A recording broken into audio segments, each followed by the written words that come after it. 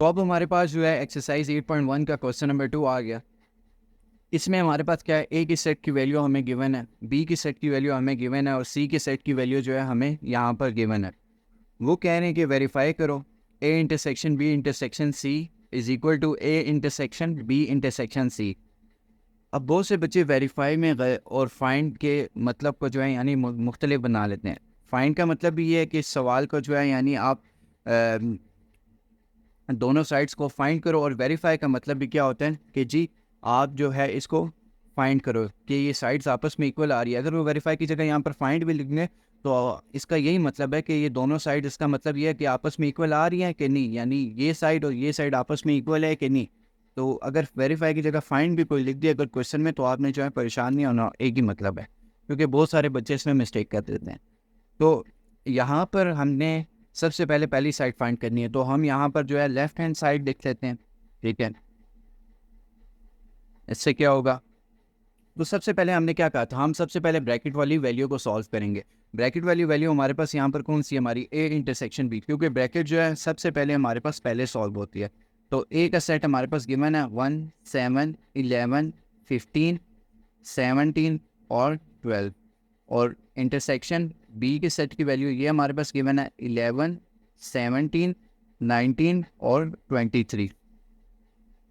ए intersection B में अब हम इंटरसेक्शन में करते क्या हैं, आपको पहले भी बताया था पिछले पार्ट में कि जो चीज़ दोनों सेट में से जो भी हमारे पास चीज़ कॉमन आएगी वही हम लिखते हैं। 11 यहाँ भी आ रहा है, यहाँ भी आ रहा है, इसलिए हमने 11 भी लिख दिया।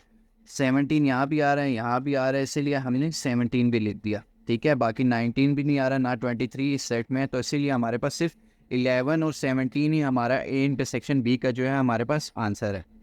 अब हमने फाइंड क्या करना था, फाइंड हमने यहाँ पर ये करना था A intersection B intersection C.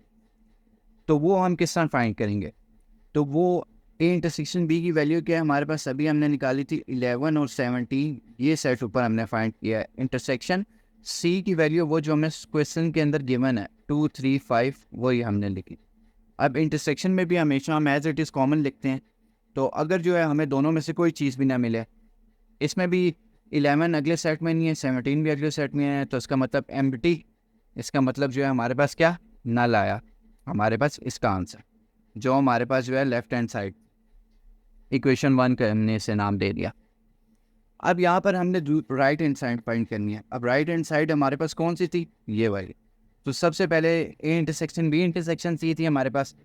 तो अब हम सबसे पहले हमने राइट हैंड साइड हमारे पास सी कौन सी जो हमने फाइंड करनी है, ये थी हमारे पास। ठीक है, तो इसमें सबसे पहले हम ब्रैकेट को सॉल्व करेंगे बी इंटरसेक्शन सी को।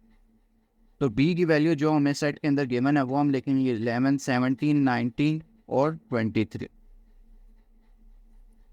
इंटरसेक्शन सी की वैल्यू हमारे पास क्या है जी, 2, 3 और 5।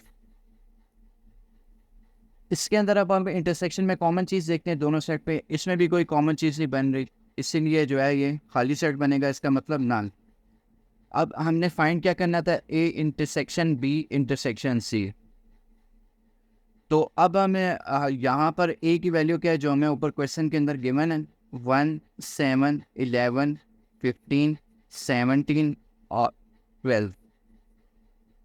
एंड बी इंटरसेक्शन सी की वैल्यू ऊपर जो हमने फाइंड किया हमारे पास ये नल सेट आया, वो हम लिख देंगे यानी खाली ब्रैकेट्स। तो इसमें भी हमारे पास कोई कॉमन नहीं बन रहा, क्योंकि इंटरसेक्शन में दूसरे सेट के अंदर जो चीज़ कॉमन हो वही हम लिखते हैं, तो इसीलिए हमने यहाँ पर जो है खाली सेट लिख दिए। इसका मतलब क्या होता है, नल सेट। तो इसको हमने क्या दे दिया, इक्वेशन 1 एंड 2।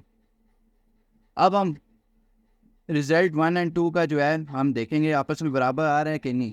ठीक है, result equation 1 and equation 2 shows that दोनों का आंसर आपस में इक्वल आ रहा है। ठीक है, लेफ्ट हैंड साइड का भी नल आ रहा है, बिल्कुल लेफ्ट हैंड साइड का भी हमारे पास नल आ रहा है। ठीक है, और राइट हैंड साइड का भी हमारे पास ये नल आ रहा है। ठीक है, तो ये इससे क्या होता है, हमारा जो है प्रूव हो गया, left hand side is equal to right hand side. ठीक है, क्योंकि आपस में बराबर है, इक्वेशन 1 का भी नल आंसर आ रहा है, इक्वेशन 2 का भी नल आंसर आ रहा है। इसका मतलब क्या है कि जो हमें वेरीफाई करने के लिए क्वेश्चन दिया हुआ था, तो वो हमारा क्या है, प्रूव हो गया कि ये बिल्कुल ठीक है।